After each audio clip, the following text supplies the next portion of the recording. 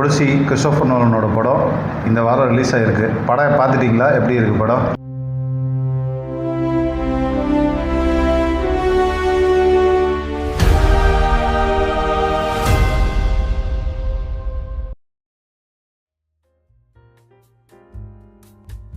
படம் ரொம்ப நல்லா இருக்குது. ஜஸ்ட்டு ஒரு டைம் போய் பார்த்துருங்க. ஒரு நல்ல தேட்டரில், நல்ல ஒரு சவுண்ட் எஃபெக்ட் இருக்கிற தேட்டரில் பார்த்துருங்க. கண்டிப்பாக ஒரு நல்ல எக்ஸ்பீரியன்ஸ் படம் பார்க்குறதுக்கு. ஆமாம், நீங்கள் பாட்டு ஏதாவது நட்டாம்பட தேட்டரில் போய் உட்காந்து பார்த்துட்டு படம் நல்லா இல்லைங்க அப்படிங்கிறது, அப்புறம் வந்து கதை என்னென்னே புரியலைங்க அப்படின்லாம் சொல்கிறாங்க. அது எனக்கு புரியவே இல்லை. அதாவது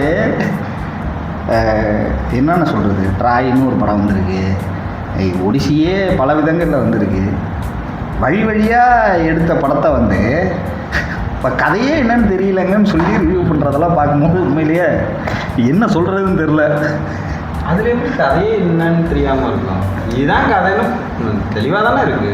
அது எப்படி கதையே ஒன்றுமே புரியல. அது ஒன்றும் பெரிய பிரச்சனை இல்லை. என்னென்னா இப்போ கிறிஸ்டோபர் நோலன் வந்து மும்பை வந்து மேட் டேமன் கிறிஸ்டோபர் நோலன்லாம் வந்து டீலாம் குடிச்சிட்டு போயிருக்காங்க.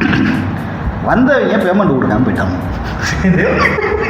சரி, ரிவ்யூ சொல்கிறதுக்கு பேமெண்ட் கொடுக்கலாங்கும் போது அப்புறம் நாங்கள் என்ன செய்யுது?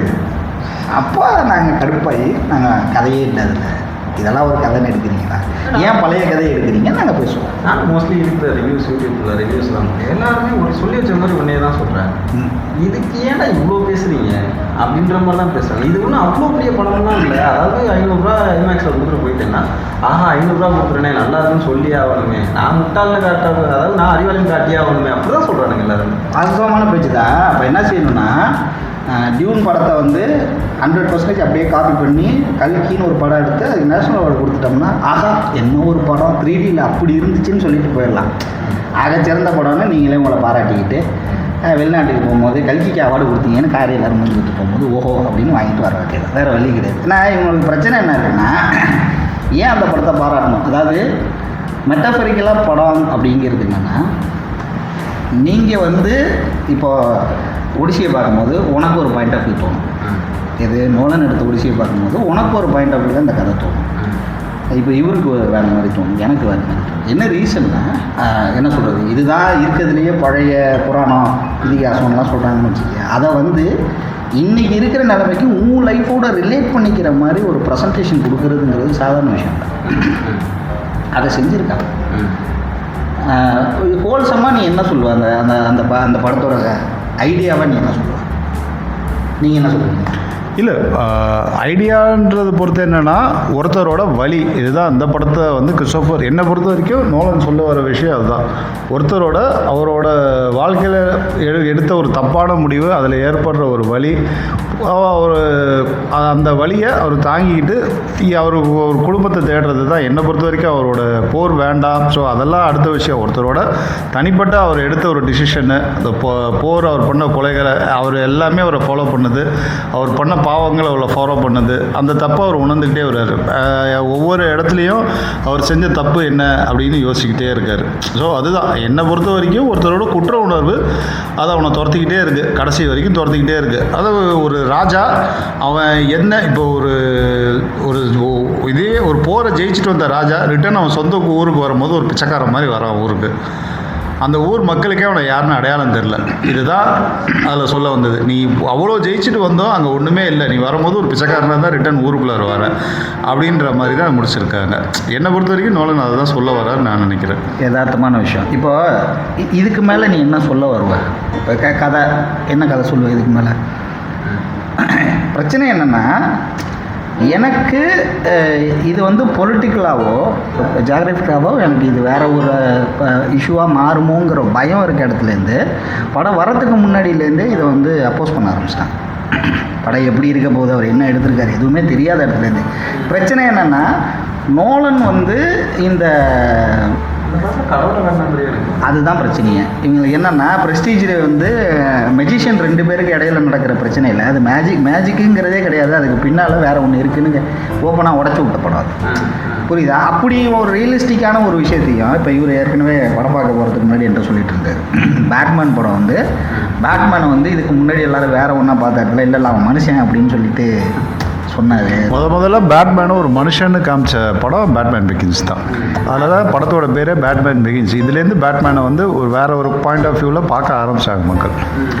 ஸோ அப்படி ஒரு இடத்துக்கு நகர்ந்து எடுத்துகிட்டு போகிற மனுஷன்கிட்ட போய் நீங்கள் வந்து இது வரைக்கும் நம்பிக்கை சார்ந்த ஒரு கதையாக உலகமே பார்த்துக்கிட்டு இருந்த ஒன்று, அதை வந்து இவர் மாற்றிடுவாரோ அப்படிங்கிற பதட்டம் முதல்ல எல்லாருக்கும் இருந்துச்சு. அந்த பதட்டம் என்ன ஆயிடுன்னா, இல்லை இது வர்றதுக்கு முன்னாடியே இதுக்கான ப்ரமோஷன் அடிக்கணும், இதுக்கான இதை உடைக்கணும்னு சொல்லி ட்ரை பண்ணாங்க. அதோட வெளிப்பாடு தான் வர்றதுக்கு முன்னாடியிலேருந்தே படம் நல்லா இல்லையா, என்னது கிரேக்கர்களை பற்றி எழுதின கதை, ஆனால் நடித்ததில் யாருமே கிரேக்கர்கள் இல்லை. இது என்னன்னா நிறைய இருந்துச்சு, அதெல்லாம் ஒன்று ஒன்று படிக்கும்போது ஆச்சரியமாக இருந்துச்சு. இது வந்து படம் வந்து கிரேக்க நாவலை இதிகாசத்தை தழுவி எடுத்ததுனால கிரேக்கர்களை வச்சுக்கணுமா, இலியாதை தான் இலியாதை வச்சு எடுத்ததுனால அவங்கள யாருமே நடிக்க வைக்கல அப்படிங்கிறதுலேருந்து ஆரம்பித்தாங்க. எனக்கு புரியல. சரி, இது உலக நாடுகளில் பிரச்சனையாக இருக்குது, சரி இல்லை இதை வந்து கிரீக் மக்கள் கேட்டாங்க, கிரேக்க மக்கள் கேட்டாங்கன்னா பரவாயில்லன்னு சொல்லலாம். இந்தியாவில் உட்காந்து கேட்டுக்கிட்டு இருந்தாங்க, ஏன்டா இவங்க எதுக்குடா கேட்குறாமோ அப்படின்னு யோசிக்கும் போது தான் தெரியுது. நாங்கள் 2 பேரும் பேசிக்கிட்டு இருந்தோம். இங்கே பிரச்சனையே இப்போ என்னவா இருக்குன்னா, இப்போது நெருக்கத்தில் பார்க்குற இடத்துலேருந்து ராமாயணம் சார்ந்த ஏதோ ஒன்று போகிற மாதிரி அதில் ஒரு இது இருக்கும், ஐடியா இருக்கும்.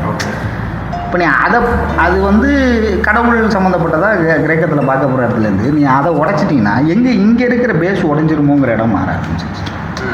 என்னை பொறுத்த வரைக்கும் என்னென்னா, ஹாலிவுட்டில் அங்கே இருக்கிற ரிவ்யூவர்ஸ் இந்த படத்தை ஏன் ஹேட் பண்ணுறாங்கன்றா அவங்க ஒரு நியாயமான ஒரு ரீசனை வைக்கிறாங்கன்னு எனக்கு தோணுது. என்னென்னா, சமீபத்தில் ஒரு 2 வருஷத்துக்கு முன்னாடி தான் இதே கதை இன்னொருத்தர் ஃப்ரெஞ்சு லாங்குவேஜில் ஒரு படம் வந்திருக்கு.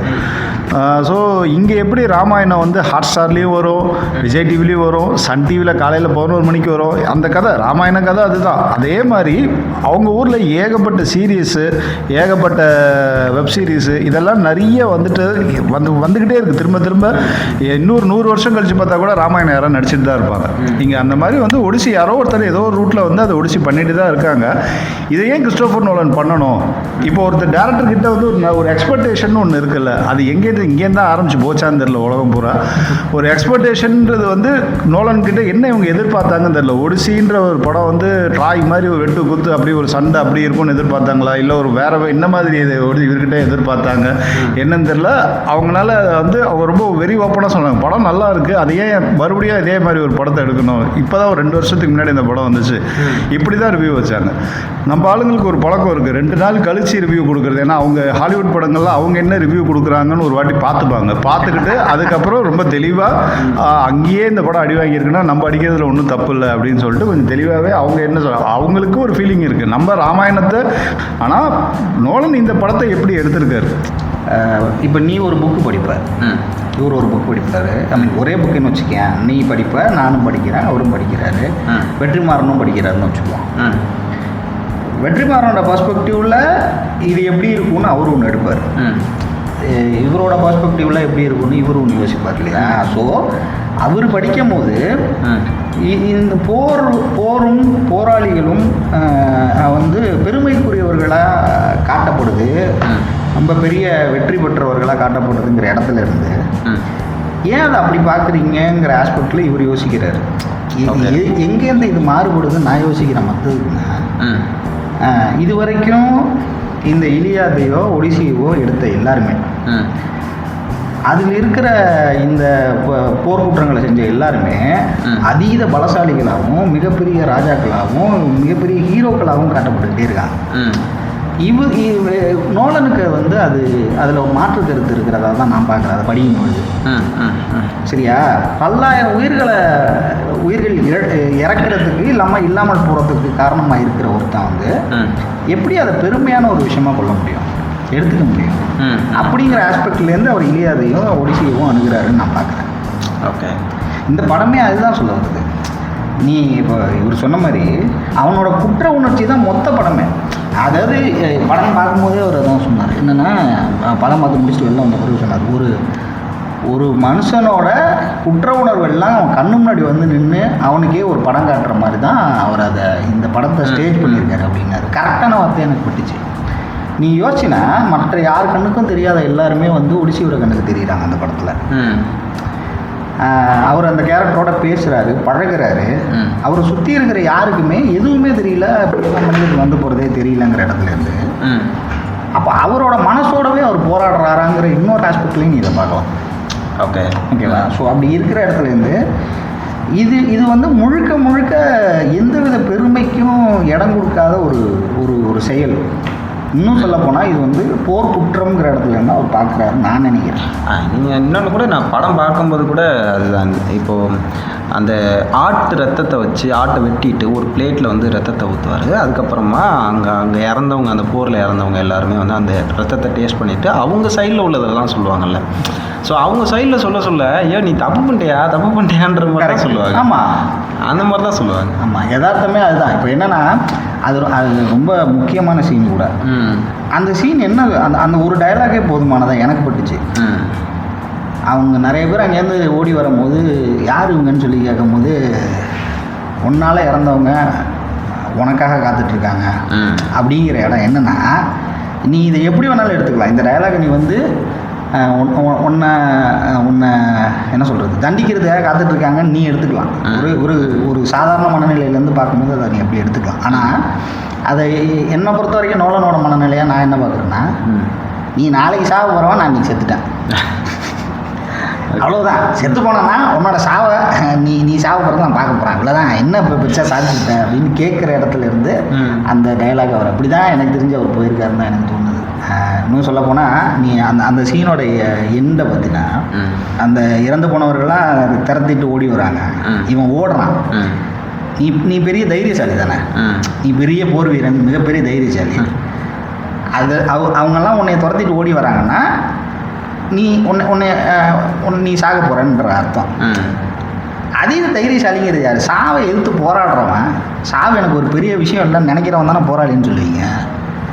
ஏன் ஓடுறான் அவன்? பயந்து ஐயோ சாவு வருது ஓடுறான்ல, கடந்து ஓடி போய் அந்த போட்டில் ஏறி அப்பாடான்னு பார்க்குறான்.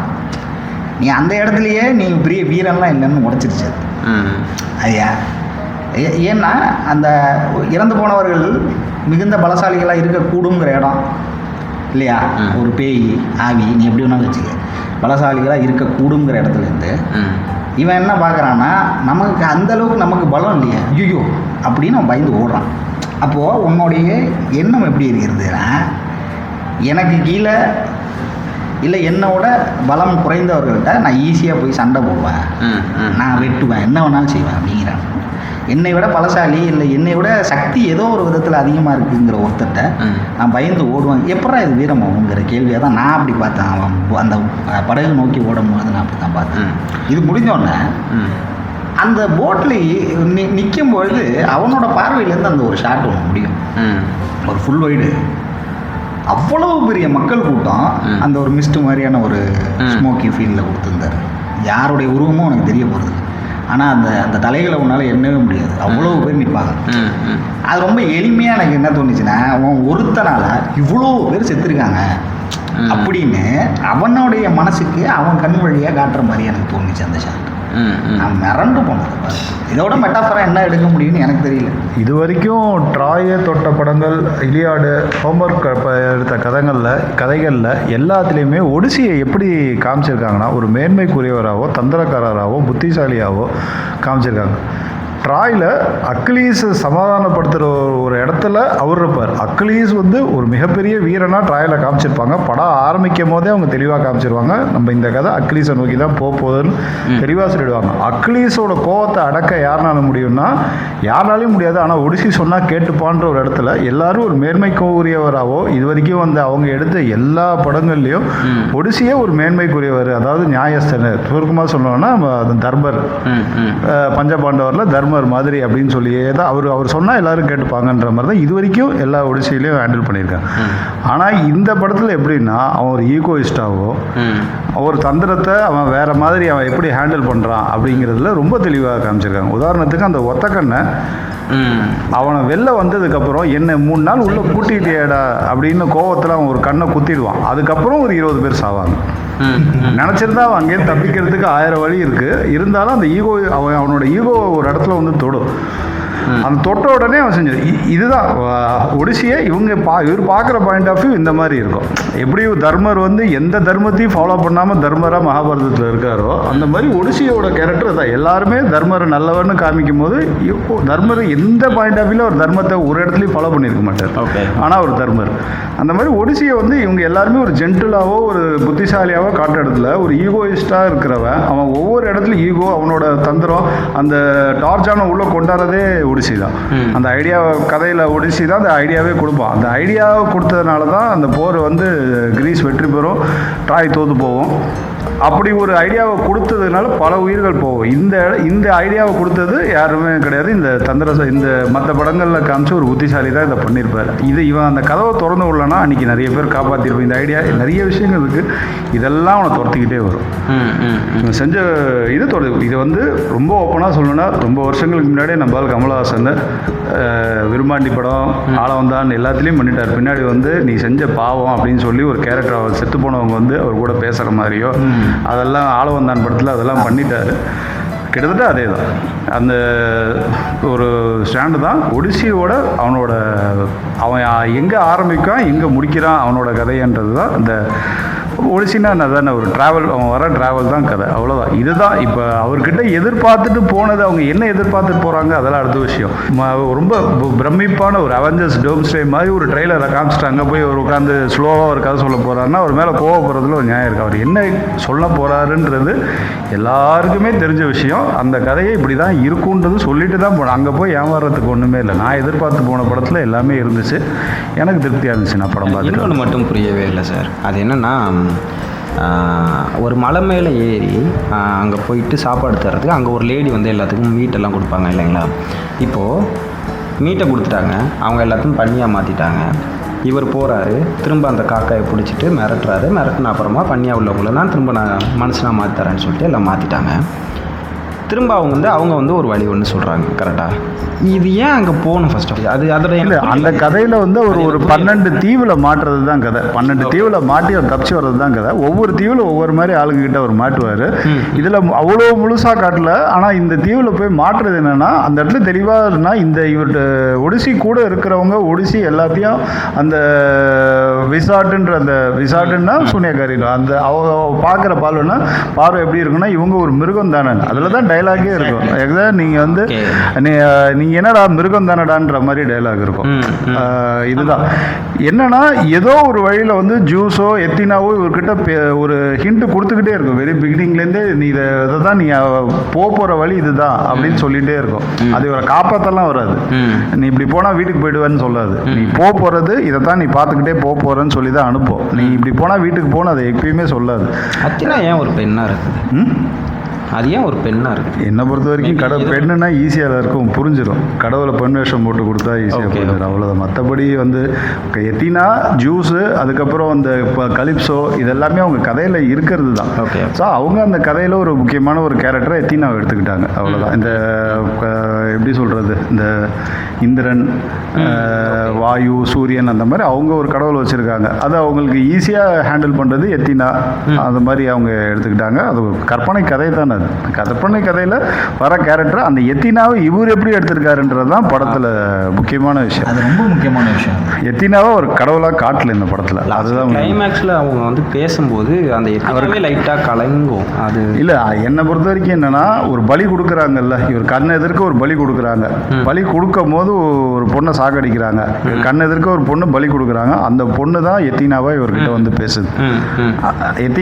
எத்தினான்னு ஒரு 5 கை 3 தலை சங்கு சக்கரம் அதெல்லாம் காட்டாம எத்தினான்றது யாருன்னா இவன் கண்ணு முன்னாடி செத்து போன பொண்ணு ஆவியா வருதா, அது ஒரு எத்தினான்னு எடுத்துக்கிறாரா, இது ஆவியா இல்லை அவரோட பாயிண்ட் ஆஃப் வியூவில் மைண்டில் அவ்வளோ ஓடுதா? ஸோ அதெல்லாம் எதுவுமே நம்மளாம் யோசிக்கிறதா. ஆனால் படத்தில் காட்டுறாங்க எத்தினா வந்து பேசுகிற மாதிரி தான் காமிக்கிறாங்க. அந்த எத்தினா இந்த உருவத்தை எடுத்துக்கிட்டு வருது, இவரோட குற்ற உணர்வை சொல்கிறது, அவ்வளோதான். Okay okay okay. என்னன்னா அது அந்த பெண் நம்ம என்ன சொல்கிற நீ சொன்ன அந்த மிருகங்களாக மாற்றுற அந்த பெண் வந்து இவர் சொன்ன மாதிரி தான் நானுமே யோசிக்கிறேன். நீங்கள்லாம் வந்து மனுஷ உருவத்தில் இருக்கிற மிருகங்கள் தான்டா. யார் இவங்க சோல்ஜர்ஸ்ன்னு சொல்கிற அந்த என்ன சொல்கிறது, போராளிகள், போர் வீரர்கள், சாரி போராளிங்கிறது வேற அர்த்தம், ஆமாம், போர் வீரர்கள்னு சொல்லப்படுறவங்க எல்லாருமே ஏதோ ஒரு விதத்தில் மிக கொடூரமான, ரொம்ப கேவலமான இழிபிறவிகள்ங்கிற மாதிரி தான் அந்த பெண்ணோட பார்வையில் இருக்குது, அந்த சூனியக்காரி பெண்ணு. நம்ம நீ பாரு, நீ அந்த சூரியகாரிக்கிட்ட இருந்த நேர்மை, நீ அதை யோசிப்பாரு, அவள் என்ன வேணாலும் செஞ்சுருக்கலாம். அவள் பலம் பொருந்தியவளாக இருக்கா, எது வேணாலும் பண்ணியிருக்க முடியுங்கிற இடத்துலேருந்து ஒரு சூனியக்காரிகிட்ட இருக்கிற நேர்மை கூட இவங்கள்ட்ட இருக்காது, இந்த போர் வீரர்கள்ட்ட இருக்காதுங்கிறது தான் அங்கேயுமே ஒரு மெட்டாஃபராக சொல்ல ட்ரை பண்ணுறாரு நான் யோசிக்கிறேன். அதாவது நீ வந்து எதுக்கு வந்திருக்க, போர் சண்டை போட வந்திருக்க, போர் செய்கிற, ஓகே, போர் முடித்த பிறகு என்ன செய்யணும்னு ஒன்று இருக்குல்ல, அங்கே இருக்கிற பெண்களை வந்து வன்புணர்வு செய்கிறது தான் வந்து போர் வீரனுக்கு அழகா.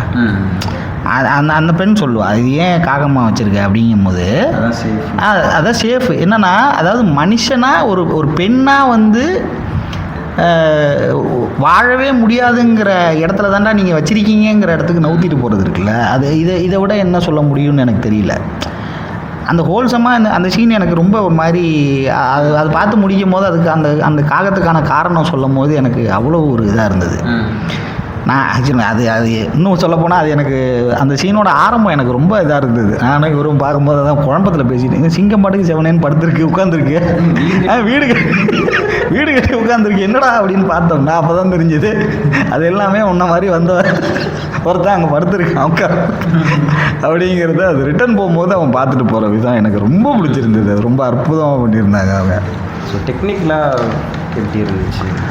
டெக்னிக்கலாக ஹாலிவுட் படம் எப்படியுமே டெக்னிக்கலாக நல்லா தாங்க இருக்கும், அதில் எந்த சந்தேகமும் வேண்டாம். ஏன்னா அவங்கள்ட்ட பட்ஜெட் நிறைய இருக்குது. பட்ஜெட்டுக்குன்னு இல்லை, நீங்கள் இங்கே நல்ல படங்கள், விஷுவல் எஃபெக்ட்ஸு, இது எல்லாமே என்னென்னா அந்த ஊரோட லேண்ட்ஸ்கேப்லேருந்தே கணக்காகுது. உங்களுக்கு landscape, sky, colours, original colours, இது எல்லாமே வந்து அவங்க யூஸ் பண்ணுற எக்யூப்மெண்ட்ஸுக்கு, அந்த க்ரீன் ப்ளஸுக்கு அதுக்கேற்ற மாதிரி தான் அவங்க லைட்ஸு எடுத்துக்கிறாங்க, லைட்ஸை இது பண்ணிக்கிறாங்க. அந்த லேண்ட்ஸ்கேப்புக்கு தான் அங்கே இருக்கிற கலர்ஸுக்கு ஏற்ற மாதிரி தான் அவங்க டென்சிட்டிஸ் எல்லாம் ரெடி பண்ணுறாங்க. அந்த லைட்டை தான் நம்ம இங்கே எடுத்துகிட்டு வந்து ஒர்க் பண்ணுறோம். ஓகே, இந்த டென்சிட்டிக்கு இந்த கலர்ஸுக்கும் அது கான்ட்ராஸ்ட் மாற தான் செய்யும். அந்த கலருக்கும் அந்த லைட்டில் ஒரு க்ரீன், அது ரொம்ப டெக்னிக்கலாக போகும். ஸோ பேசிக்காகவே அவங்க ரொம்ப எஃபோர்ட் எடுத்து தான் ஒர்க் பண்ணுவாங்க. ஒரு சின்ன சின்ன ஷார்ட்ஸில் கூட எஃபோர்ட், ரொம்ப பெரிய பெரிய பட்ஜெட் படங்களில் கூட விஷுவல்ஸ் வந்து ஒரு சில இடங்கள்லாம் கொஞ்சம் வீக்காக இருக்கும். ரொம்ப கம்மி பட்ஜெட்டில் படம் அவங்க விஷுவல்ஸ் ரொம்ப அழகாகவே பண்ணுவாங்க. அதனால் விஷுவல்ஸு, எடிட்டிங்ஸு, சவுண்டு, இது அவங்களோட இது எப்பயுமே, அது குறிப்பாக இவரோட படத்தில் ரொம்ப கான்சன்ட்ரேட். ஒவ்வொரு ஷாட்டுக்கும் அந்த சீனுக்கு ஆன ஷாட் தான் இருக்கும். தேவையில்லாத அந்த பிரம்மாண்டமான ஷாட்ஸு, 1000 பக்கெட் எடுத்து தலையில் ஊற்றிக்கிறது, அந்த மாதிரி 100 முட்டை எடுத்து சவுத்தில் அடிக்கிறது, அந்த மாதிரிலாம் எதுவுமே இருக்காது. இந்த பிரம்மாண்டம் வந்து நான் இங்கெல்லாம் வந்து ஒரு 2000 பேர் 3000 பேர் ஆனா தான் அதான் பெயிண்ட் அடிப்போம், கலர் அடிங்க. அந்த ஒத்தகன் இருக்காங்களே, அவங்க ஒத்தகன் வந்தப்போ எனக்கு செம பிரம்மாண்டம் வந்துச்சு. இல்லை பிரம்மாண்டம் இல்லை, அதுதான் இப்போ ஒரு போரையே வந்து அவங்க காட்டுறது. நீங்கள் இதுக்குன்னு கிடையாது. இப்போ அவெஞ்சர்ஸ் மாதிரி ஒரு படம்னா ரொம்ப ஓப்பனாக சொல்லணும்னா, அதை எதிர்பார்த்து போகிறவங்க அங்கே ஒரு 1000 பேர் பறந்து சண்டை, கன்னு, புல்லட் இதெல்லாம் எதிர்பார்த்து போகிறதுல எந்த தவறும் இல்லை. ஆனால் அந்த படத்துக்கு அதெல்லாம் தேவை. அங்கே போய் உட்காந்து இவங்க பாட்டு பாடிட்டு இருந்தாங்கன்னா எல்லாரும் கோவம் தான் படுவாங்க. இந்த படத்துக்கு போர் எப்படி காட்டணுமோ அதை ரொம்ப அழகாக, நீங்கள் இன்னும் சொல்ல போனால் ட்ராயில் இன்னுமே இவங்களை மனுஷங்களாகவே காமிச்சிருப்பாங்க. என்னன்னா ரொம்ப எக்ஸ்ட்ரீம் பலசாலிங்க அதில் இருப்பாங்க. அந்த போர் ஃபைட்டு, அந்த ஆக்ஷன் சீக்வன்ஸ் அதில் காமிச்சிருப்பாங்க. இந்த மாதிரி கடவுள் அதெல்லாம் எங்கேயுமே டச் பண்ணியிருக்க மாட்டாங்க. அதை வேற மாதிரி அவங்க ஹேண்டில் பண்ணியிருப்பாங்க. அந்த படத்தை வந்து ஒரு வீரனோட பாயிண்ட் ஆஃப் வியூவில் ஹேண்டில் பண்ணியிருப்பாங்க. வீரன் அவனோட தனிப்பட்ட முறையில் அவன் வாழ்க்கையில் நடக்கிற ஒரு பிரச்சனை, யாருக்கும் தலைவனாத அக்லீஸ் ஒரு பொண்ணுக்காக கத்தியை கீழே போட்டுட்டு தேடி போகிற இடத்துக்கு வந்துடுவான் அவன். அக்லீஸ் இவ்வளோ பெரிய யாராக இருந்தாலும் அவனோட வலின்னு ஒன்று இருக்கும். அது அவனோட அக்லீஸோட பாயிண்ட் ஆஃப் வியூவில் அந்த இது வந்து முழுக்க ஒடிசியஸோட பாயிண்ட் ஆஃப் வியூ. இவர் வந்து ஒரு பொறுப்புள்ள ஒரு அரசர், அவரோட பாயிண்ட் ஆஃப் வியூவில். அக்லீஸ் வந்து ஒரு வீரன், அவ்வளோதான். அவன் அரசன்லாம் கிடையாது, அவன் ஒரு வீரன். அவனோட பாயிண்ட் ஆஃப் வியூவில் அந்த கதை இருக்கும். இவரோட பாயிண்ட் ஆஃப் வியூவில் இதை ரொம்ப அழகாக ஹேண்டில் பண்ணியிருக்காங்க. மற்றபடி போய் இதில் முக்கியமாக சொல்ல போகிறதுனா, போட்டில் ஒரு சீன் ஒன்று வரும். அது டெக்னிக்கலாக அதை ஹேண்டில் பண்ணியிருக்கிற விதம் என்னென்னா, அது முழுக்க வந்து சுழல் கிடையாது. போகும்போது ஒரு சவுண்டை எல்லாரும் காதில் சைலன்ஸ் பாட்டு பாடுறதா ஓகே அவர் சுண்ணாம்பு எல்லாரும் காதில் வச்சுட்டு சுண்ணாம்பு மூடிடும். மெழுகு வச்சு மூடிட்டு போகும்போது எல்லார் காதும் அடைச்சிடும். நம்ம தேட்டரில் உட்காந்துருக்க நம்ம காதும் அடைக்கிற எஃபெக்டை கொடுத்து ஒரு சவுண்டு மட்டும் இருக்கும். இப்போ நம்ம காதை மூடிட்டு கேட்கும் போது ஆப்போசிட்டில் நீங்கள் பேசுறது எவ்வளோ கேட்குமோ அதே அளவுக்கு தான் அங்கே ஒடிசியஸ் பேசுறது நமக்கு கேட்கும். கரெக்ட். அப்போ அந்த காற்று போகிற சவுண்டு மட்டும் கேட்டுக்கிட்டே இருக்கும். ஒரு பேசுகிற சவுண்டு கேட்கும். அது ரொம்ப நல்லா விஷுவல் பண்ணியிருப்பாங்க. அந்த சீன், அந்த உண்மையாக ஒரு சீனுக்குள்ளே நம்மளை இழுத்துட்டு போகுதுன்னு வாங்கல, அது அந்த சீன் தான் இந்த படத்தில். ஸோ ஆக்சுவல் என்னை பொறுத்த வரைக்கும் கிளைமேக்ஸில் வந்து அதாவது போர் பற்றி வேண்டான்னு சொல்லி இது ஒரு விமர்சனமாகவே ஒரு படம் ஒருத்தர் போர் வேணான்னு சொல்லி கடைசியில் சண்டை போட்டு தான் அவர் அந்த இடத்த பிடிக்கிறாருன்ற மாதிரி ஒருத்தர் சொல்லியிருந்தாப்புல. அது வந்து நம்ம இப்போ விரல் நொடியில் இன்ஸ்டாகிராம் காலத்தில் இல்லை போர் வேண்டாம் அப்படின்னு சரின்னு விட்டுட்டு போகிறதுக்கு. அந்த காலத்தில் வந்து கிரேக்க போர் வேண்டான்னு சொல்கிறதே ஒரு போர் மூலயமா சொல்கிற இடத்துல கூட அந்த ஊர் இருந்திருக்கலாம். ஓகே, போரே வேண்டாம் சண்டை வேண்டான்னு ஒருத்தங்கிட்ட அவனை அடித்து அவன் கையை காலை கட்டி சண்டை வேணாண்டான்ற சொல்கிற இடத்துக்கு கூட இருந்திருக்கலாம். சீமான் சொல்கிற மாதிரி இங்கே சைலன்ஸுங்கிறது சத்தமாக தான் சொல்லணும். அது மாதிரி இந்த சண்டை வேணான்றதே சண்டை போட்டு சொல்கிற இடமா தான் இருக்கணும். அது மாதிரி தான் இருக்கும். அதுதான் அவன் கடைசியாக அப்படி தான் அவன் அரண்மனையை கைப்பற்றிட்டு எங்கே போகிறாரு அவர் கடைசியாக போய் அவர்னால இறந்தவங்க ஆன்மாவை சரி இது சொர்க்கத்துக்கு அனுப்பி வைக்கிறதுக்கு கிளம்புறேன்னு சொல்லிட்டு போகிறாரு. எங்கே போகிறாரு என்ன ஏதுன்னெலாம் காட்டல. எண்டு காட்டில் ஒன்று வந்துச்சுன்னு காட்டுறாங்க. ஆனால் நான் இப்போ தேட்டரில் அதை பார்க்காத வரைக்கும் அது என்னன்னு சொல்ல முடியாது. நானும் பார்க்கல. ஏன்னா இங்கே என்ன ஒரு பிரச்சனைனா இவங்க வந்து இந்த ஃபில்ம் பைன்னு போட்ட உடனே லைட்லாம் போட்டு விட்டு வரல வெட்டிடுவாங்க. இந்த எண்டு கார்டு வந்து பார்க்குறதுக்காக வேண்டி தான் அவங்க டைம் எடுக்கிறாங்கங்கிறது இங்கே இருக்க தியேட்டர்களுக்கு தெரிகிறது இல்லை. உடனே லைட்டை போட்டு விட்டு நீங்கள் இதே முரளி படம் பார்க்கல, அது பாருங்கள். படம் வந்து ரோலிங் டைட்டில் ஓடும் போது சீன்ஸ் போயிட்டுருக்கோம். அப்போ சுதாகர் வந்து நம்ம பரிதாபங்கள் சுதாகர் வந்து ஒரு டைலாக் பேசியிருப்பார். லைட்லாம் போட்டாங்கடா சீக்கிரம் லவ் சொல்கிறான் தியேட்டரில் லைட்லாம் போட்டாங்கடா சீக்கிரம் லவ் சொல்கிறான் அப்படின்னு. என்னென்னா இங்கே என்ன செய்வாங்க, சீனே போனாலும் அந்த ரோலிங் டைட்டில் போணுச்சுன்னா தியேட்டர் என்ன செய்யுங்கிறத ரொம்ப அழகாக வந்து அந்த ஒரு ஆகாஷ் பாஸ்கரன் வந்து ரொம்ப அழகாக ஹேண்டில் பண்ணியிருந்தார். அதனால் நானும் பார்க்கல அதை, அதுக்கு தான் வரேன். இல்லை இவர் சொன்ன மாதிரி முடிச்சிருக்காங்கன்னா இந்த ஒடிசி வில் ரிட்டர்ன்னு முடிச்சிருக்காங்க. ஓகே ஓகே, பார்ட் 2க்கு லீடு மாதிரி முடிச்சிருக்காங்க. ஆனால் எல்லாரும் ஏன் இப்போ ஒடிசி வில் ரிட்டர்னா பார்ட் 2க்கு என்ன கதை வைக்க போகிறாருன்ற மாதிரி ஒரு கொஸ்டினோடு முடிச்சிருக்காங்க. ஆனால் இது 90% உண்மையான்னு தெரியல. ஆனால் அப்படி தான் என் கார்டில் அப்படி தான் முடிச்சிருக்காங்கன்ற மாதிரி. ஒடிசி வந்து தனியாக ஒரு இடத்துல அவர் ஒய்ஃபும் அவரும் நிற்கும் போது ஒடிசி வில் ரிட்டர்ன் அப்படின்ற மாதிரி முடிச்சு. எனக்கு தெரிஞ்சு நோலன் செகண்ட் பார்ட்டுக்கு லீடு எடுப்பார்னு எனக்கு தோணலை. ஏன்னா அவர் பொதுவாகவே அதில் நம்பிக்கை இருக்கிற மாதிரி எனக்கு சரியாக தெரியும். இது ஏன் இது விமர்சனம் இது ஏன்னா என்னை பொறுத்த வரைக்கும் நான் கண்ணால் பார்க்கல, பார்த்ததா நிறைய ரிவ்யூஸர் சொல்லியிருக்காங்க. அங்கே என்ன விஷயம்னா இங்கே எப்படி வந்து பார்ட் 2க்கு லீடு வச்சு முடிக்கிறாங்களோ, படத்தை முடிக்க முடியலன்னா முடிக்கிறாங்களோ, அந்த மாதிரி ஹாலிவுட்டில் வந்து பார்ட் 2க்கு லீடு வச்சு முடிக்கிற கல்ச்சர் இப்போ தான் ஒரு 1.5 வருஷமாக போயிட்டுருக்கு. அவங்கக்கிட்ட பெரிய பெரிய டேரக்டர்ஸு பெரிய பெரிய சீக்குவல்லாம் அவங்க முடிச்சுட்டு அவங்க போயிட்டாங்க. போதும், இதுக்கு மேலே நம்மக்கிட்ட இந்த திரும்ப இங்கே காஞ்சனா பார்ட் 4 வரைக்கும் பண்ணுற மாதிரி அவங்கக்கிட்ட கதை இல்லாததுனால அந்த கதை இப்போ கதை இருக்குங்கிறீங்க. இல்லை அதான் 2வது பார்ட்டுக்கு அப்புறம் கதை இல்லாததுனால அவங்க அப்படியே அவங்க இப்போ ஜேம்ஸ் வான் வந்து அவர் வந்து காஞ்சோரிங் 1, 2 தான் எடுத்தார். 3வது பார்ட் கேட்கும்போது என்கிட்ட கதை இல்லைன்ட்டார். என்கிட்ட இருக்கிற கதை ராகவா லாரன்ஸ் வந்து கேட்டிருந்தேன். இப்போ ராகவா லாரன்ஸ்னா 7 பார்ட் எடுத்திருப்பாங்க. அவர் 2 பார்ட்டோட நிப்பாட்டிட்டார். அதுக்கு மேலே ஃபோன் நம்பர் இருக்கா இருந்தால் ஒன்றும் வாங்கி கொடுங்க என்ன போகும். இப்படி இருந்த கல்ச்சர் அவங்க மாற்றிக்கிட்டு ஒவ்வொரு படத்துலையும் இந்த ரிட்டர்ன் பார்ட் 2க்கு லீட் எடுத்துகிட்டு போகிறாங்க. இவரும் அதை பண்ணிட்டாருன்ற மாதிரி அங்கே ரிவ்யூ வைக்கிறாங்க. அப்படி எனக்கு நம்பிக்கை இல்லை. நான் அது செகண்ட் பார்ட் எடுப்பாரு நம்பிக்கை இல்லை. பார்க்கலாம் எப்படி இருக்குன்றது. இப்போ இது ஆக்சுவலாக என்னென்னா நான் அதை சொல்லணும்னு நினச்சிட்டு இருந்தேன். அந்த செகண்ட் பார்ட்டில் செகண்ட் ஹாஃபில் வர அந்த வேக்ஸ் சீனோட ஸ்டேஜிங்கை பற்றி. இப்போ எனக்கு என்ன தோணுச்சுன்னா இந்த கதை சொல்லின்னு ஒரு வார்த்தை தமிழில் இருக்கும். ஆகச்சிறந்த கதை சொல்லியாக எனக்கு அந்த இடத்துல வந்து நோலன் தெரிஞ்சார். என்ன ரீசன்னா நீ தியேட்டரில் இருக்கங்கிறத மறந்து போயிடுவ அந்த இடத்துல. நீ என்னன்னா நீயும் இந்த போட்டில் ட்ராவல் பண்ணுற அப்படின்னு உன்னை நம்ப வைக்கிற மாதிரி அந்த ஸ்டேஜிங் ஒன்று பண்ணியிருந்தார்.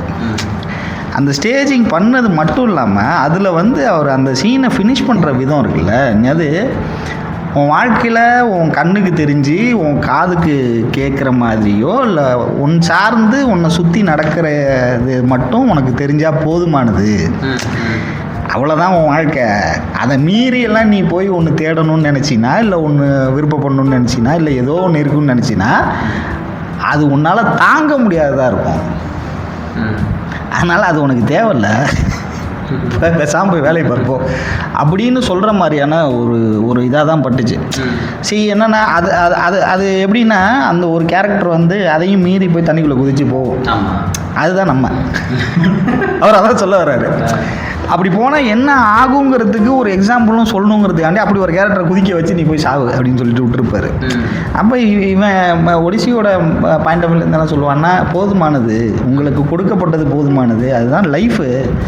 நீங்கள் அதை நினச்சி ரொம்ப சந்தோஷமாக நிம்மதியாக வாழுங்க, அதுக்கு அந்தாண்ட உள்ளதெல்லாம் தேவையில்லாமல் நீங்கள் பார்க்கணுன்னு அவசியம் இல்லை அப்படிங்கிற மாதிரி எனக்கு பட்டது. ப்ளஸ் அதை வந்து நான் நிறைய விதங்களில் வந்து கனெக்ட் பண்ணிக்க முடிஞ்சுது. நம்மளோட ரியல் லைஃப்லேயே நம்ம நிறைய விஷயங்களை கனெக்ட் பண்ணி பார்க்கலாம். எனக்கு அந்த சீனோட ஸ்டேஜிங்கை நான் எப்படின்னா, உண்மையிலே நான் வந்து பிரமிச்சு போய் மிரண்டு போய் இப்படி எல்லாமும் சொல்ல முடியுமா அப்படிங்கிற மாதிரி நான் பார்த்தேன். அது ஃபேபுலஸான சீன். அவர் நல்ல சொல்லிட்டார், நான் மறந்துருப்பேன் இல்லைன்னா. சரி, ஓகே. இதில் ஒரு பிடிச்ச கேரக்டர்ஸு ஒரு இடத்துல அது அது கதையில் இருக்கா என்னன்னு தெரியல, முக்கியமான ஒரு கேரக்டராக இந்த கதையில் ஒரு நல்ல கேரக்டராக என்ன ஆர்கோஸ்ன்னு ஒரு நாய் இந்த கதையில் வச்சுருப்பாங்க. 20 வருஷம் உயிரோடு இருந்த மாதிரி காமிப்பாங்க. இந்த ஆர்கோஸ்ன்றது என்னென்னா, அவர் எஜமான் வர வரைக்கும் அந்த உயிரோடு இருக்கும். அவர் வந்ததுக்கப்புறம் உயிரை விட்டுரும். ஆமாம், வந்த உடனே சேர்த்து, வந்த உடனே அவரை பார்த்துட்டு உயிரை விட்டுரும். ஆமாம். ஸோ அது ஒரு எப்படி சொல்கிறது, அது ஒரு நாய் 20 வருஷம்லாம் உயிரோடு இருக்காது, ஆனால் இருந்திருக்கு. 21 வருஷம் போட்டிருக்காங்க. இல்லை, நாய் 17-18 வருஷம் வரைக்கும்லாம் உயிரோடு இருந்திருக்கு. நானே ஒரு பார்த்துருக்கேன். 13-14 வயசு வரைக்கும் உயிரோடு இருந்து பார்த்துருக்கேன். 20 வயசு நாய் இருக்கும், இவர் போய் பார்த்தோன்னே இறந்துடும். ஸோ இவருக்காக தான் அது வெயிட் பண்ணிகிட்டு இருக்கோம், நான் பார்த்துட்டு நான் போயிடுறேன்ற மாதிரி இருக்கும். ஸோ அதெல்லாம் ரொம்ப நல்ல கேரக்டர். ஆக்சுவலி நானுமே அதுதான் பார்க்குறேன். என்னென்னா, நீ யோசிச்சு பாரு, கண்ணு தெரியாத ஒருத்தன், ஒரு வாய் பேச முடியாத ஒரு பிராணி, அப்புறம் அவனை ரொம்ப அதீதமாக புரிஞ்சுக்கிட்டு அவனோட மனைவி, இவங்க 3 பேர் தான் அவன் வருவான்னு நம்பி வெயிட் பண்ணிகிட்டு இருப்பாங்க. வேறு யாரும் பிள்ளை கூட நம்ப மாட்டான். அது யோசிப்பார், கண்ணே தெரியாது, அவன் யாரையுமே பார்த்ததில்ல, அவனுக்கு எதுவுமே தெரியாது அப்படிங்கிற ஒருத்தன் வந்து இல்லை அவன் வருவான் அப்படின்னு வெயிட் பண்ணிகிட்டு இருப்பான். அவன் ஒரு நல்ல நண்பனாவோ ஏதோ மாவோ இருக்கான்னு வச்சுக்க. இதில் அந்த கண்ணு தெரியாத கேரக்டரை நீ யோசிச்சு பாரு. அந்த கேரக்டர் வந்து அந்த கேரக்டரை என்ன சொல்கிறது, அடித்து தாக்குறதுக்காக வேண்டி ஒரு கும்பல் வரும். வரவங்கள்ட்ட வாங்க உங்களுக்கு உணவு ஏதாவது வேணுமான்னு கேட்பான். அந்த சீனோட ஓப்பனிங் அப்படி தான், உணவு வேணும். கட் பண்ணால் அவனை அடித்து பிரிச்சுருப்பாங்க.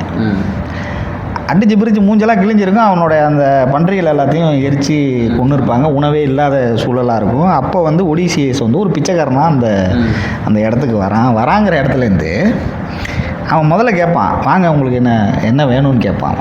தன்னிட்ட எதுவுமே இருக்காது, கண்ணு தெரியாது, வந்திருக்கவன் யாருங்கிறதும் தெரியாது, அவன் நம்மளை திரும்ப தாக்க வந்துருக்கு, எதுவுமே அவனுக்கு தெரியாது. ஆனால் அவனுடைய போக்குங்கிறது என்னென்னா, வரவங்களுக்கு உணவு கொடுக்கணும். இல்லை, அது அந்த கதையில் எப்படி காமிச்சிருப்பாங்கன்னா, நீங்கள் எல்லாரிடமும் அந்த ஜூஸ் வழிமுறையை ஃபாலோ பண்ணுவாங்க. நீங்கள் யார் போனாலும் உங்களுக்கு என்ன வேணும், சாப்பிட வேணுமா, நீங்கள் எதிரியாக இருந்தாலும் உங்களை கூப்பிட்டு சாப்பாடு போடணுன்றது வந்து அந்த ஜூஸ் வழிமுறையில் ஒரு இதுவாக இருக்கும். இதை யார் ரொம்ப ஸ்ட்ரிக்டாக ஃபாலோ பண்ணுவாங்கன்னா, ஒடிசியோட ஊரில் ஃபாலோ பண்ணிட்டு இருப்பாங்க. ஏன்னா அந்த ஆக்கிரமிப்பாளர்களே அந்த வாங்க அப்படின்னு சொல்லி அந்த அரண்மனையிலே உட்கார வச்சிருவாங்க. யார் அந்த அரண்மனை ஆக்கிரமிப்பு பண்ணணும்னு நினைக்கிறானோ அவன் யாருன்னா அடைக்கலம் தேடி வந்தவன், அந்த அரண்மனைக்கு அடைக்கலம் தேடி வந்தவன் தான் அந்த அரண்மனை ஆக்கிரமிப்பு பண்ணணும்னு நினைப்பான். அவனுக்கு ஒரு மரியாதை கொடுத்து அவனை உட்கார வச்சு பேசிக்கிட்டு இருப்பாங்க. ஸோ அந்த மாதிரி ஜூஸோட நீங்கள் எங்கே அந்த தீவுக்கு போகும்போதெல்லாம் கூட எல்லாருமே அதான் கேட்பாங்க, ஜூஸோட வழிமுறை, அதாவது நம்ம சனாதனத்தோட வழிமுறைன்ற மாதிரி அவங்க ஜூஸோட வழிமுறை. ஒருத்தர் போய் கேட்டால் சாப்பாடு போடணுன்றது அந்த ஊரில் ஒரு ரூல்ஸ் இருந்திருக்கு போல இருக்கு. ஸோ அதை ரொம்ப அழகாக வழிமுறைப்படி எல்லாருக்கும் சாப்பாடு கொடுக்கணுமா, கொடுக்கணுன்றது அதான் கேட்டேன். இல்லை, கொடுக்கணுன்றது ரூல்ஸு. யாருக்கு கொடுக்கணுன்றது, எல்லாருக்கும் கொடுக்கக்கூடாதுன்றதும் ரூல்ஸு. அதான் கேட்டேன். இதுதான் படம்ன்றது ஒரு பேசிக்காக சொல்ல போனால் ஒரு நல்ல படம், அவ்வளோதான். மற்றபடி குறை சொல்கிறதற்கு எப்படின்னா, படமே ஒரு குற்ற உணர்வு பற்றின படம் தான். இங்கே ஒருத்தர் ரிவ்யூ பண்ணியிருக்காரு. அவர் என்னன்னா, அது குற்ற உணர்வு அதெல்லாம் எதுவும் இல்லாமல் ரொம்ப பிளாங்காக ஒரு கமர்ஷியல் படத்துக்கு என்ன ரிவ்யூ கொடுக்கணுமோ என்னவோ அந்த ரிவ்யூ கொடுத்துருக்காரு. அவர் என்னன்னா, ஒரு 40 பேர் இறந்ததை குற்ற உணர்வே இல்லாமல் அது கரெக்டு தான் அப்படின்னு சொல்கிற ஒரு ரிவ்யூவர் அவர். அவருக்கு ஏன் ஒடிசியோட குற்ற உணர்வு பாதிக்க போகுது? அதனால் அவரை மாதிரி ஆளுங்களுக்கு இது ரொம்ப என்னது 40 பேர் தானே செத்துருக்காங்க, இது என்னமோ பெரிய விஷயமா அப்படின்னு கடந்து போகிறவங்க 3000 வருஷத்துக்கு முன்னாடி அதுவும் அது ஒரு கதை, அதில் போர் நடந்து செத்ததெல்லாம் ஒரு விஷயமா அப்படின்ற மாதிரி கடந்து போகிறவங்களுக்கு போய் வலி வேதனை ஒரு மரணம், அது மரணத்தோட வலி எவ்வளோ தூரம் இருக்கும் அதெல்லாம் சொல்லி புரிய வைக்க முடியுமா? ஸோ அது இந்த மாதிரி ஆளுங்க தான் ரிவ்யூ பண்ணுறாங்க, வேறு எதுவும். நான் இன்னொன்றும் பார்த்தேன், என்ன சொல்கிறதுன்னு தெரில. படம் அதாவது இப்போ எனக்கு வந்து நான் என்ன யோசித்தேன்னா, நோலன் படம் டெக்னிக்கலாக இன் சென்ஸ் இந்த இப்போ சிஜி ஒர்க்கு அதெல்லாம் இல்லை, டெக்னிக்கலாகவே ஸ்ட்ராங்காக இருக்குங்கிறதுனால நாங்கள் என்ன முடிவு பண்ணோம்னா, படத்தை முதல்ல வந்து தமிழில் பார்ப்போம், நம்ம மொழியில் பார்த்து அதை முதல்ல புரிஞ்சுக்கிட்டு அதுக்கு பிறகு அதை போய் ஐமேக்ஸில் பார்க்கலாம் அப்படிங்கிற மாதிரி முடிவு பண்ணியிருந்தோம். எதுக்காகனா, அது முதல்ல நம்ம புரிஞ்சிக்கணும், நோலனோட பார்வையை முதல்ல உள்வாங்கிக்கணும், அதுக்கப்புறம் இருக்கிற டெக்னிக்காலிட்டிஸை இன்னொரு 4 வாட்டி கூட அதை பார்க்கலான்னு வச்சுக்கோ, அது வேறு. ஆனால் நீ ஒரு முறை கூட படத்தை முழுசாக பார்க்காம, இன்னொன்று நான் என்ன கேட்குறேன்னா, உனக்கு புரியலைன்னா நீ எப்படி ரிவ்யூ பண்ணுவ? புரிகிற வரைக்கும் பாரு. என்னோட கேள்வி என்னென்னா, இப்போ உனக்கு ஒரு சப்ஜெக்ட் முதல்ல புரியல, அதை நீ இன்னொருத்தருக்கு போய் எப்படி கிளாஸ் எடுப்ப? உனக்கு புரியணும், நீ புரிஞ்சுக்கிட்டு போய் கிளாஸ் இல்லை நேர்மையாக அங்கே அப்போ அது வேணும்ல. அதான் இப்போ நேர்மையாக ஹாலிவுட்டில் ரிவ்யூஸ் கொடுக்குற மாதிரி நீங்கள் நேர்மையான ஒரு பாயிண்ட்டாக அவங்க முன்னாடி எடுத்து வைக்கலாம். உங்களுக்கு எடுக்க கதையா இல்லை அப்படின்ற ஒரு பாயிண்ட் அவங்க கேட்குறது அவங்களுக்கு, ஏன்னா அவங்களுக்கு பழக்கப்பட்ட கதை, உங்களுக்கு எடுக்க கதையா இல்லை, உங்கள்கிட்ட நாங்கள் வேற ஒன்று எக்ஸ்பெக்ட் பண்ணோம், எடுக்க கதையா இல்லை. நீங்கள் தெரிஞ்சவங்க நேர்மையாக ஒன்று, நீ எதுவுமே தெரியாமல் இது என்னன்னு மின்கதை என்னன்னு தெரியாது, பின்கதை என்னன்னு தெரியாமல் வெறும் ட்ராய் இந்த படத்தை HBO-லையும் ஸ்டார் மூவிஸ்லேயும் அந்த காலத்தில் பார்த்துட்டு அது அந்த கதை மாதிரியே இந்த படமும் இருக்கும்னு நம்பிட்டு போகிறதெல்லாம் ரொம்ப தவறான விஷயம். அந்த படம் மாதிரியே இந்த படம் இருக்கும் அப்படின்னு நம்பிட்டு போகிறதெல்லாம். நீங்கள் பேட்மேன்ஸே சொல்லி இப்போ திரும்ப ஒரு பேட்மேன் சீரிஸ் எடுக்கிறாருன்னா அவர் எப்படி எடுப்பார்? டிசியே பேட்மேனாக நார்மல் மனுஷனாக தான், டிசி காமிக்ஸில் பேட்மேன் நார்மல் மனுஷன் தான், அவன் போட்டிருக்க சூட் மட்டும்தான் இப்போ பவர்ஃபுல் சூட், மற்றபடி அவன் நார்மல் மனுஷன் தான். ஆனால் பேட்மேன் படத்தில் எந்த படத்துலையும் அப்படி காமிக்கல. டிசி முதல்ல எழுதும் போதே பேட்மேனை நார்மல் மனுஷனாக தான் எழுதுனாங்க, அந்த நார்மல் மனுஷனை தான் அவர் கொண்டு வந்தார், அவங்க எழுதுனதை படமாக காமிச்சார், அவ்வளோதான். அதுக்கப்புறம் வந்தவங்க பேட்மேனுக்கு ரெக்க இருக்குது அவனை வீசி அதெல்லாம் அதுக்கப்புறம் கொண்டு வந்தாங்க, இரிடியம் சாப்பிட்டுட்டான் அது இதெல்லாம் நிறைய எல்லாம் என்னென்னமோலாம் கொண்டு ஏதோ கதையெல்லாம் விடுவாங்க. ஆனால் பேட்மேன் உண்மையாகவே டிசி காமிக்ஸில் எழுதும் போது அவன் நம்மள மாதிரி ஒரு நார்மலான மனுஷன் தான், அவன் போட்டிருக்க சூட்டுக்கு தான் பவரை தவிர்த்து அவன் நம்மள மாதிரி ஒரு நார்மலான மனுஷன் தான், அவனுக்கு அடித்தா வலிக்கும், அவன் குடும்பத்தில் ஒரு ஆளை தொட்டா வலிக்கும், இது எல்லாமே அந்த படத்தில் இருக்கு. அது மாதிரி ஒரு அவரோட பாயிண்ட் ஆஃப் வியூவில் ஒரு படம் பண்ணியிருக்காரு. இன்னொன்று இருக்குது, இப்போது நான் ரிவ்யூ பண்ணுறதை பற்றி நான் ஒன்றுமே சொல்ல மாட்டேன். இப்போ ஏன்னா நான் வந்து பணம் கொடுத்து படம் பார்க்குறேன், எனக்கு ஒரு ஒப்பீனியன் இருக்கும், அந்த ஒப்பீனியனை நான் சொல்கிறேங்கிறது ப்ராப்ளம் கிடையாது. அது எப்படின்னா, கிரிட்டிக்காவோ ரிவ்யூவராகவோ இருக்க இடத்துலேருந்து அது தவறே கிடையாது. நீ எப்போ இன்ஃப்ளூயன்சருங்கிற இடத்துக்கு மாறுறியோ அந்த இடத்துலேருந்து நீ இன்ஃப்ளூயன்ஸ் பண்ண மாறுற. ஏன்னா உன்னோட கருத்து ஏன் நீ வந்து இல்லை இதுதான் நீ ஏன் திணிக்கணும்? அந்த படத்தில் கதையே இல்லை. இப்போ இவ்வளோ நேரம் பேசுகிறோம், இன்னும் பல பேர் அதை பற்றி பேசிகிட்டு இருக்காங்க. என்ன சொன்ன போனால் உண்மையாக ஒடிசியை பார்த்தவங்களும் கதை என்னன்னு தெரிஞ்சவங்களும் ஒடிசியை புரிஞ்சுக்கிட்டவங்களும் பேசுகிறாங்க அதை பற்றி. எனக்கு அது என்னன்னே தெரியாமல் நான் வந்து எப்படி அதை பற்றி பேச முடியுன்ற இடம் இருக்குல்ல. ஆக்சுவலாக என்னென்னா, நீ இப்போ வந்து உனக்கு ஒரு சப்ஜெக்டை பற்றி கிளாரிட்டி இல்லைன்னு வச்சுக்கோ, நீ அந்த சப்ஜெக்டை எப்படி இன்னொருத்தனுக்கு புரிய வைப்ப இல்லை எக்ஸ்பிளைன் பண்ணுவ? உனக்கே தெரியாது அப்படிங்க. அப்போ நீ அதை கற்றுக்கிட்டு தானே போய் அவனுக்கு எக்ஸ்பிளைன் பண்ணுவ. புரியுதா உனக்கு? இப்போ நான் இன்னும் எளிமையாக கேட்குறேனே, உனக்கு பைத்தான் தெரியாதுன்னு வச்சுக்கோ, நீ இன்னொருத்தனுக்கு பைத்தான் சொல்லி கொடுப்பியா? இப்போ நீ சொல்லி கொடுத்தே ஆகணுங்கிற நெருக்கடிக்கு வரும்போது நீ என்ன செய்வ? நான் படிச்சுட்டு தான் சொல்லணும், நான் கற்றுக்கிட்டு சொல்லணும். இப்போ அதே தான் நான் கேட்குறேன். நீ ஒரு படம் பார்க்குற, அது என்னன்னே புரியல எனக்கு அப்படின்னு நீ சொல்கிறேன்னு வச்சுக்க, போய் புரிஞ்சுக்கிட்டு வா. இல்லை மறுநாளே ரிவ்யூ போடணுன்றது கட்டாயமா? அவ்வளோதான் ஒரு 2 நாள் கழிச்சு கூட போடலாமே. Views sir. எல்லாம் அதான் மறுநாள் வியூஸ் ஓகே, அது எப்போ போட்டாலும் உங்களுக்குன்னு ஒரு சப்ஸ்கிரைபர்ஸ் இருக்குது, வியூஸ் இருக்குது, அது வரதான் போகுது 2 நாள். ஸோ இன்னொரு தடவை தான் பாருங்களேன். நீங்கள் அப்படி இது மாதிரி தக் லைஃப் மாதிரி எடுத்திருந்தாங்கன்னா நீங்கள் கேள்வி கேட்கலாமா? நீங்கள் ஒரு நாள் வர ஷோ பார்த்துட்டு வெளில வந்து நீங்கள் ரிவ்யூ கொடுத்துடலாம். ஸோ வேற என்னமோ ஒன்று பண்ணியிருக்காங்கல்ல. ஸோ என்ன அட்லீஸ்ட் உங்களுக்கு புரியலன்னா புரிஞ்சவங்க வேறு யார்கிட்டயாவது டிஸ்கஸ் பண்ண கூட நீங்கள் டைம் எடுத்த மாதிரியே தெரியலையே. ஸோ ஓவரால் என்னை பொறுத்த வரைக்கும் இது வந்து ஆகச்சிறந்த ரொம்ப நல்ல படம், மிஸ் பண்ணாமல் பார்க்க வேண்டிய படம். படம் நல்ல படம், கண்டிப்பாக போய் தேட்டரில் பாருங்கள்.